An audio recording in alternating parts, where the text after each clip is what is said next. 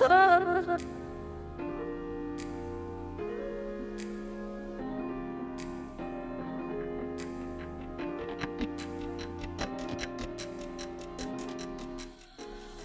go back to John and T. I'm Molly, and this is Matt. So Matt, is it time to talk about Josh? Yeah, I think it is. Yeah, so I've been very much the same as you on our journey with this pod. Josh is probably, he is the reason I'm doing this. So Josh is my ex-partner, and he killed himself on the 2nd of January 2022. We was together a year, and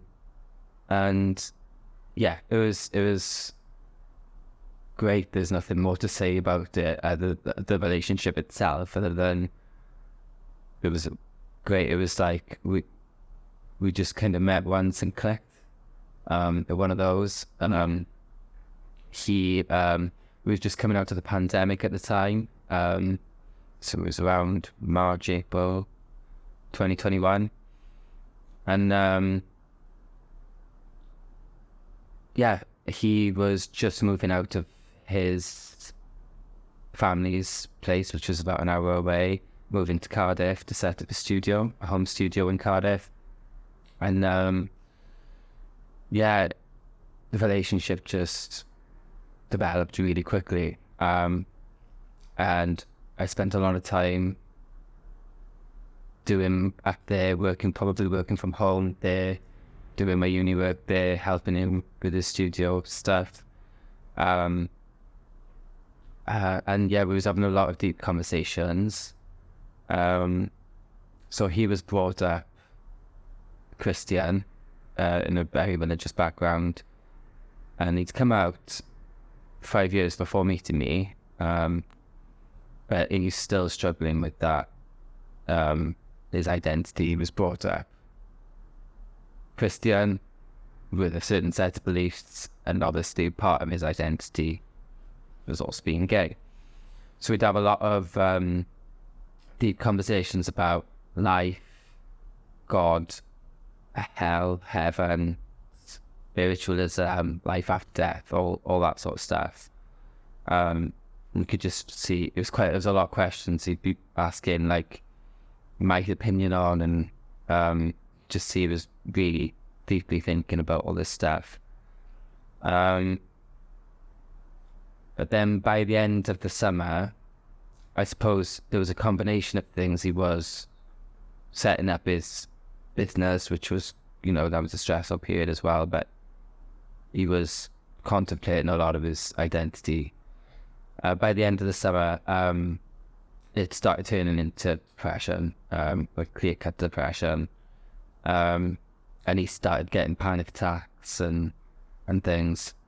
And then, yeah, by the October, I guess, was the first time where he told me he wanted to kill himself, and he was telling me that he was researching ways to do it.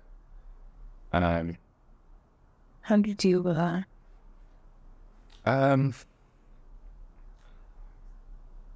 If I'm honest, it's a very big blur, because at the time my mum was also suicidal. So I was going home to my mum wanted to kill herself, and I was, to be honest, trying to escape that by going to Josh's. And then he was wanting to kill himself. It was just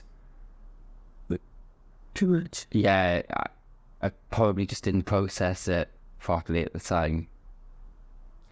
And like I'll always remember a question he asked me, which was, is it selfish to kill yourself? And that's the question will always haunt me, because of the answer I gave at the time, which was, I said no. And I know now I would not say that. I don't know what I'd say, but I know it wouldn't be that. So you think it would be in the hope that he wouldn't do it because he? I think he was looking for. For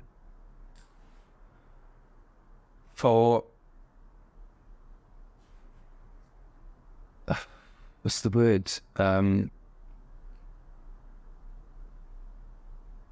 Acceptance of, like, not acceptance, And validating. validation to, he was having these thoughts and to do it. And Do you think he's convincing himself? Or was he convinced you think that up and back he was doing that? I think he was planning it for a long time, but I think, I can't. You can always sit here and say, everyone will always say, like, I wish I said that. I just know that is something that haunts me. Yeah. An answer that I gave that I will always remember. I wish I didn't give that answer. Mm-hmm. But yeah, he so yeah, around the October he told me he wanted to kill himself. And by the November he started distancing himself from me, but in a way that making himself busy with work kind of thing. And then by the second week of December, he broke up with me. I was over his, and he got a panic attack, which he would get quite often. And when this was happening, we'd go and do some meditation or mindfulness to try and calm him down, which would usually work. But this time, he was going into a deep panic attack, and he called his mum. And so his mum had referred him to a counsellor. He was speaking to a counsellor every day. He was keeping a journal. She'd also referred him to the GP, and we put on antidepressants and all that. But yet, that night, called his mum. He was on the phone to her in the kitchen for about an hour, and then he came back through to me and said, "It's over. I need to be on my own." So I got my stuff and I left. And we met up about a week later. Just a kind of, how are you? How are you doing? Kind of thing. He was the one, I think, that requested to meet up. It was very confusing. We kissed. It was very emotional. Mm-hmm. But that all it was a chat, and then Did you talk about the breakup, or? No, it was more about how he's feeling, and it was complicated because it was like he wanted to get back with me, but he didn't. It was just, I didn't push it either way. I was just there. Yeah. And after that, he reached out to me a few times saying over text, saying that he missed me, which I ignored because I guess I was probably trying to protect myself. I just felt confused. Yeah. And then he sent me a long message Christmas Eve, which was the last message he sent me, which basically said that he missed me and he wishes things were different. It was quite cryptic. It didn't really explain why things didn't work out. Yeah. He wishes it did. And then on the 2nd of January, that's when he killed himself. And I got a phone call that night, midnight, from his mum. And just everything kind of crumbled, like I was in shock. And then, I go off work. I just was shattered, the person I was. Yeah. And then I had to go to his funeral, which was probably one of the hardest experiences of my life. So his funeral was on Valentine's Day, the 14th of February, just 4 days after my birthday. And the funeral itself, it was split into two halves. So the first half was run by the church pastor for the church that this family was part of. I'd only found this out a few days after, but the priest that actually led, or the pastor that actually led the ceremony, was the pastor that gave him in December a book on celibacy. So his mum referred him to that pastor, and they gave him a book on celibacy to kind of help him. And obviously I didn't know about all that going on. He wasn't told At the time, at the time, but it was after the funeral I found out from his friends, and some people at the church, which obviously really angered me. But the first half of the funeral, it wasn't a celebration of Josh; it was a celebration of God, and anything that was related to Josh was very much up until the 5 years, up until he came out. Yes. So you just couldn't accept him. Yeah. But it was very much a celebration of God more than Josh. And then the second half of the funeral, which is the only reason I stayed, which was led by then his friends, who were all in the music industry, and they put on a really good show, which was a celebration of Josh. Yeah. And the person he was in the last 5 years of his life. And the Welsh of the West End performed, which Josh used to produce for, and it was beautiful. It was such a contrast from What you had. from what it was. But nice. Yeah, it was nice. And yeah, so then obviously I went into my own spiral of depression. I was on antidepressants. I was put on surgery in 6 months. Well, I was put on it indefinitely, but after 6 months, I started doing a bit of research, and I've been on my own journey, and I've also had my own journey with psychedelics. And so yeah. How did you come up off psychedelics? Because for me, it was my parent, my one parent, telling me experiences, and then I've obviously it's come about. How did you? Is it something you heard by somebody else, or? So my first ever experience with psychedelics was just in Amsterdam when I was in my early 20s. So at the time, I was in a relationship with a woman, and I just had my first child, and yeah, I took my mushrooms from Amsterdam, automatic truffles, I think they're called, around three times, and yeah, my first experience with it was with my first trip. It was very, I got the visuals, which were fun, seeing multiples, like, Colours you never seen before. Seeing colours you haven't seen before. People walk past and you see trails of them. Yeah, it's like they were a comet or something. Yeah.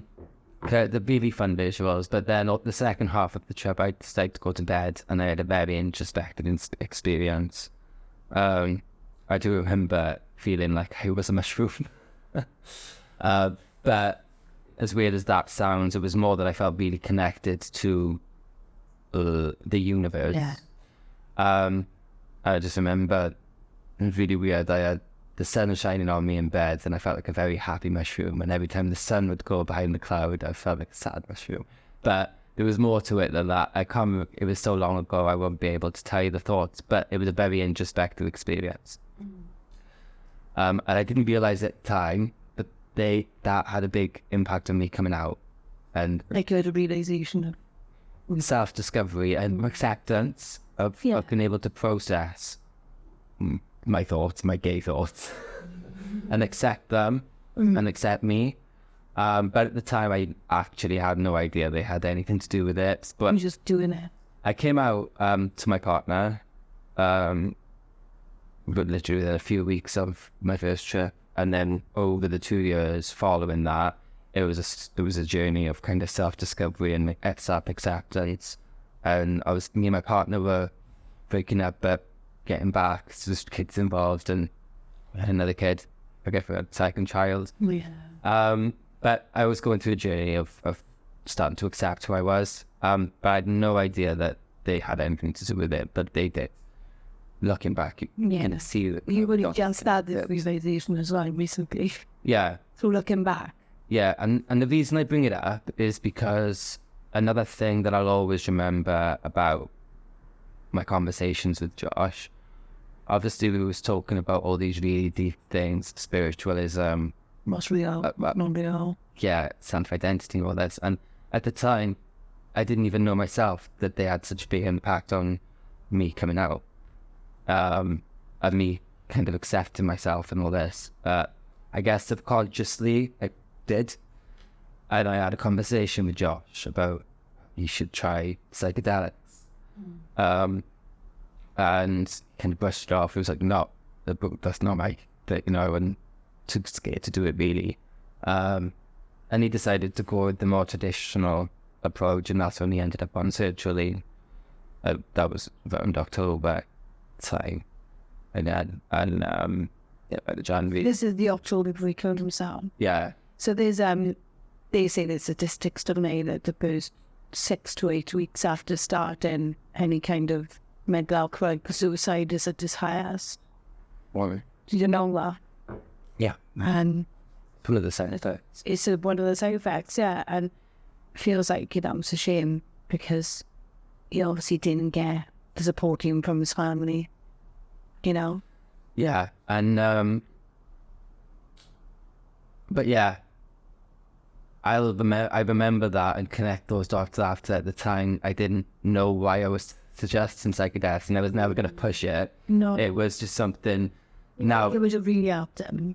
Yeah, but then, so after he killed himself, I went into my own depression, and I ended up on antidepressants. What's your experience on that? I felt, well, actually, I could say I felt numb, but I didn't feel anything. Yeah, dead. Dead inside. Dead. Yeah, and I guess,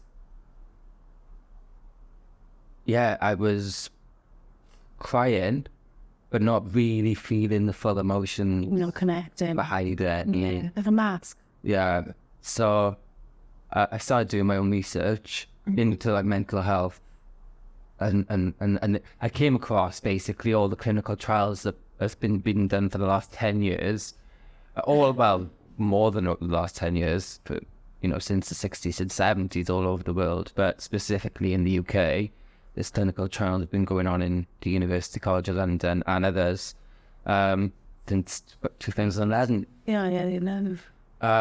So, I've seen a few documentaries on Netflix as well. There's lots of actually psychedelic documentaries on Netflix. So I started seeing these, and then I started connecting the dots about, I've done this before, and kind of, I realized that it did help me in my journey of self-discovery and processing that. So, yeah, I was on antidepressants for about 6 months, and then I decided to come off them, and it was just came off them. Didn't even go back to the GP. I just didn't get renewing my subscription. I've done that before. And it's hard. And yeah, I turned to magic mushrooms, and last year I probably did magic mushrooms once a week for about 3 months. It really did help me process all of my thoughts, feelings, and emotions, and actually go through it. Yeah. Like go through it again and deal with it. Not just go through it, but deal with it. For me, it's like a slow-mo version, and you have to deal with it. Yeah. It's but more than that as well, it's the kind of sense of feeling connected, kind of the universe. That's the only way you can describe it.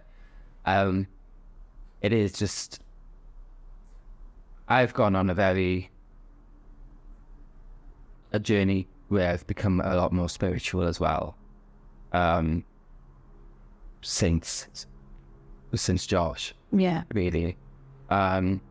Before Josh, I remember the conversations me and Josh used to have, and I used to say to him, I think there is something. I used to say, I don't believe in God. No. I said, I don't believe in God. I think religions are which is this, my opinion, are a form of control. That's what they've been used as in history, to control people. That is my opinion. But I've always said that I used to ask about life after death and like this and that. And I used to say, I think there is some energy in that. I can never explain it, but I do think there's something more. That was my opinion before. Yeah. Now, I'm a lot more spiritual than even that. You feel it, you felt it. Yeah. Yeah. Once you feel it and see these things, you can't unsee or feel these things. No. That's the truth. And I think everybody is more spiritual. Yeah, there's definitely a link between going through shit, going through trauma, and that making you more spiritual and just connected. Spiritual, people might hear that word and switch off, but it's just connected to life. Yeah. Connected to be self-aware and everything around you, I think. Yeah. You taught it at school, everything is done in energy. Yeah. Why is it different now? Yeah. You know? So, I went on that journey, and with psychedelics. And again, I'm not here to advise anyone medically. This is not what this is. All we're doing is sharing our experiences, and we want to be able to get professionals out to be able to ask them their thoughts on this. But I know that I might be on a cocktail of antidepressants right now if I didn't go on the journey that I went on. Yeah. Me and Molly were just talking before the pod, talking about, do we feel like it's necessary for us to need to take a psychedelic? Yeah. Probably not anymore. It's done. It kind of feels like it's done what it's done. And I feel good. Do I feel like I'll never do it again? Probably will, like in a couple of years. I don't know. It's not. It's something I could definitely do. Really, as in an exchange, but instead of doing that big pharma, duloxetine tablet, sertraline, citalopram. These are just 3 I've been on. Okay, and these are a couple. These are, like you said, a cocktail that I've been on all my life since I was like 16, 17. So I'd rather do this a couple of times, maybe a year or 5 years. I don't know. But I can already see it's less and more beneficial to me than taking that medicine. And you know yourself, but you just feel dead. I've never felt more like me, and I don't think you've ever felt more like you. Ever. Yeah, it does put you in touch with yourself, with your soul. Yeah, it does. So, and I mean, like we said, in a few years' time, we may see things changing, and it won't be such a taboo subject. But for us, it was important, and for you to touch on it, because maybe they may have saved George. Maybe they'd have helped George. It's not a maybe. In my mind, I have no doubt if it's... I'll be honest, I have not had a bad experience. You haven't. I don't know many people who have. I think... I've had a 35 minutes. But, I mean... I honestly think you may have... On the whole... Helped him. It's It was worth a try, at least, So, I think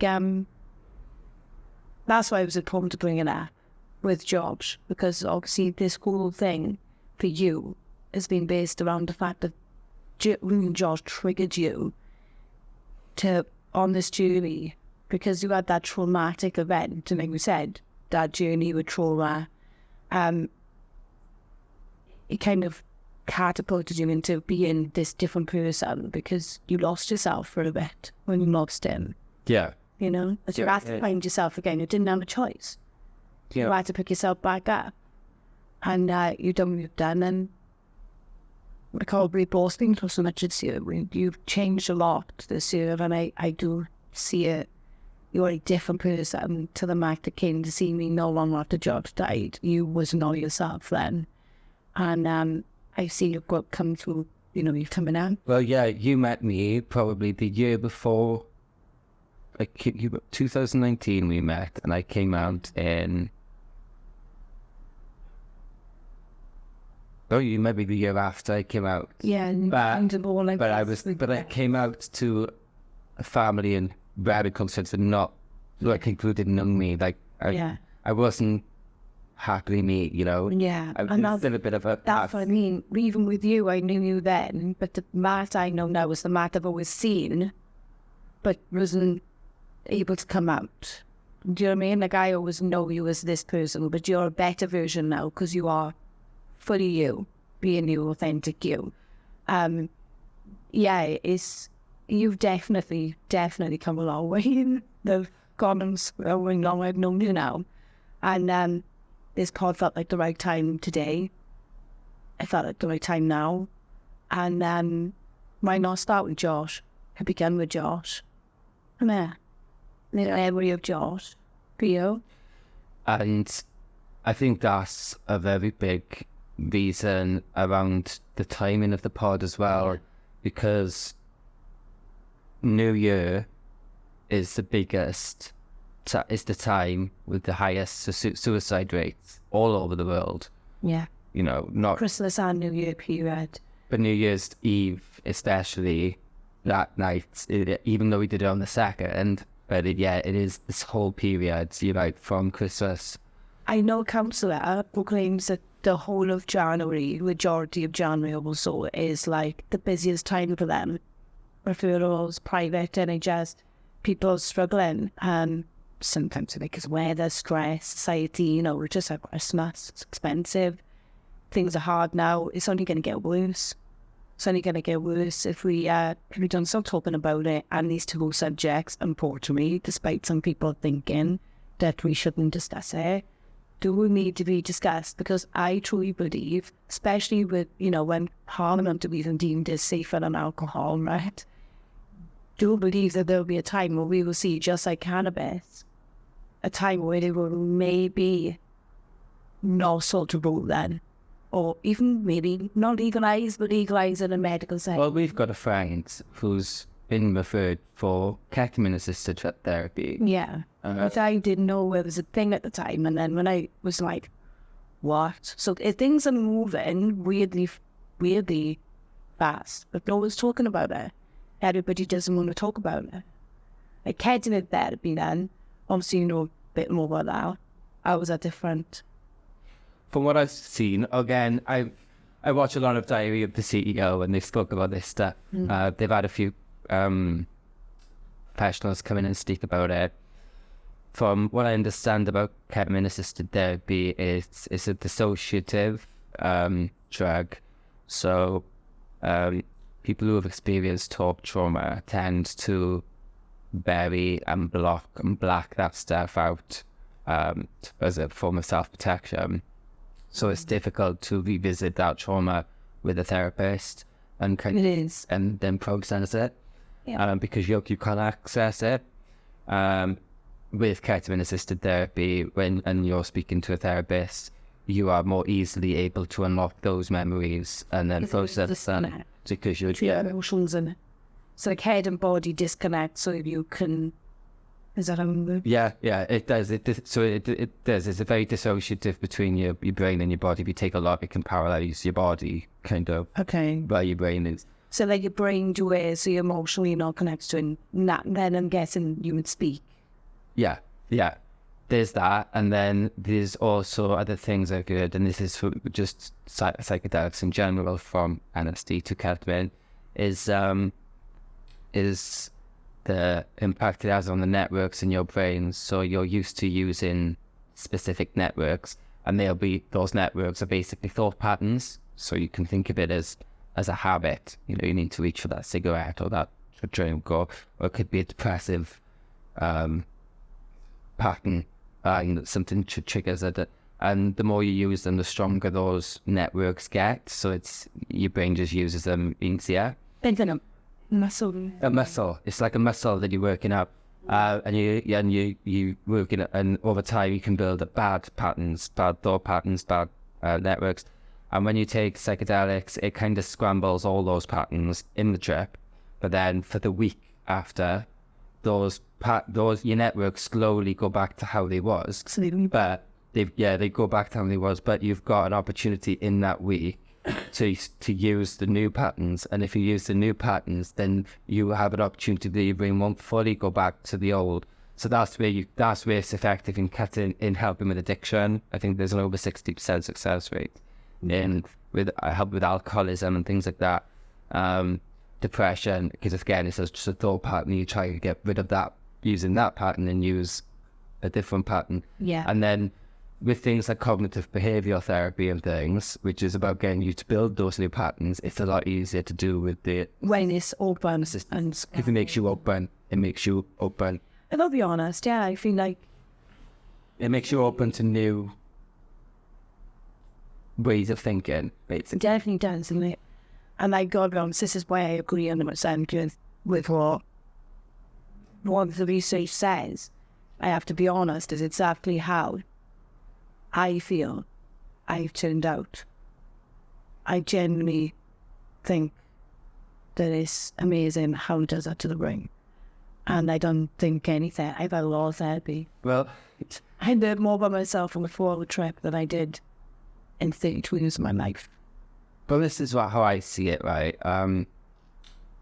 We get all of our antibiotics from mushrooms, from fungus, penicillin, all these things that are fighting these infections in the body, right? Mm-hmm. Magical mushrooms and LSD comes from fungus. It's the same thing. It all comes from mushrooms and fungi. But it's the same things we get antibiotics from. We get these things. We slap on penicillin, like moldy bread and stuff, to help with an infection. If you've got a cut, I really do see psychedelics as antibiotics for the brain. Yeah. It is literally an antibiotic for the brain. Yeah. That's, that is what it is. And I much more see it as a medicine than a drug. Because do you call amoxicillin, fluoxetine, penicillin, do you call them drugs? Yeah, they are drugs, but you call them medicine. The medicine bit. Because it is They treating do have an medicinal bit, and that's the point, isn't it? It's treating an infection, and this is just an infection. You can't see it in the brain. This is the bit that confuses me, see, because if something has a medicinal purpose, I can't see why it isn't seen like that. But then alcohol's got no medicinal purpose. Massively responsible for addictions and people kill themselves, people beating each other on nights out, mental health, all sorts. And yet, that's legal and on the shelf. And in COVID, we were killing through them aisles, grabbing little wishes and nuts and that. And that's it, isn't it? And in society, because we're told that's okay. Our generation has got a problem with cocaine and alcohol. And I can see where a lot of mental health, that it didn't apply to everyone, because Josh didn't do cocaine or did. That was completely different. People kill themselves for all sorts of reasons. People have depression for all sorts of reasons. But what I'm saying is, there are things that we have normalized in our society that are not good for our mental health. They're not good. Things like alcohol, which is legal, coke, which is illegal, but actually very socially accepted on a night out. Yeah. In the club. Yeah. Is what I'm trying to get at there. It's like someone pulled out a bag and... If you told somebody, and it's happened, they go, I'm not sorry, I've taken acid. People go, I'm just like, really? You got a bag of cocaine? How are we different, really? Probably very different, actually. I am different, but the fact that you're looking at me like I'm crazy, I think it's that word, it's been so, everybody spoke about the centuries, like it's the worst thing ever, and I just see the difference between us, what is natural and what is processed, cooking, yes, it comes from a cocoa plant, but it's been highly processed to get to that powder stick that it is. Same as alcohol. Yeah, it might come from gone off fruits and things. Still been processed to get to where it is. Vegan and mushrooms, they come as they are. Nature's provided them as they are. I see them the same as like kind of food. Processed food is bad for you. Yeah, everything's bad for you. If it's been processed.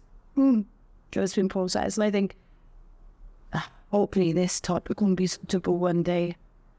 And we can, I'm just glad to get all that actually reading. Yeah. You know, in terms of Josh. Josh is what has drove me to do this podcast. And I guess the reason I'm sitting here spilling my guts about it is because, well, one, I want to talk about it. I think it's important to talk about it.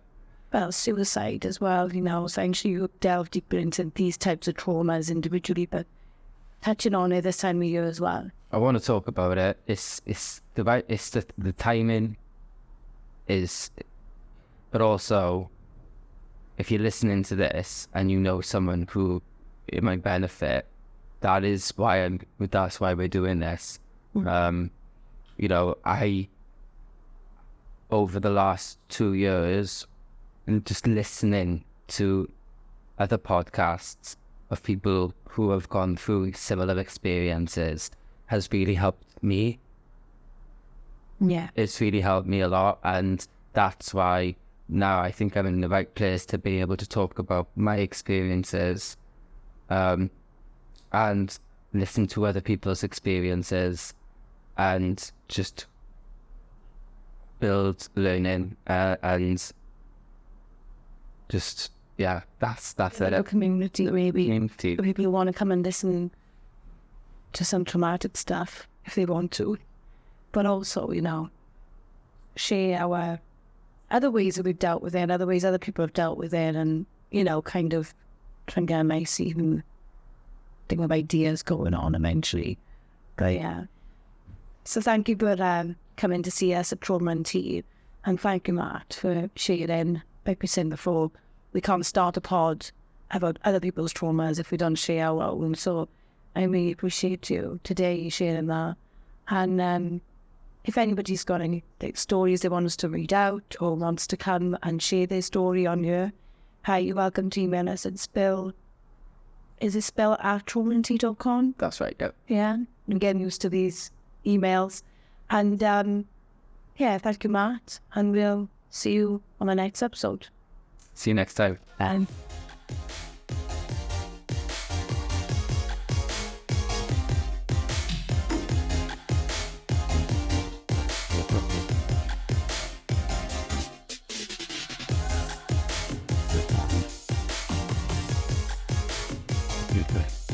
Sure.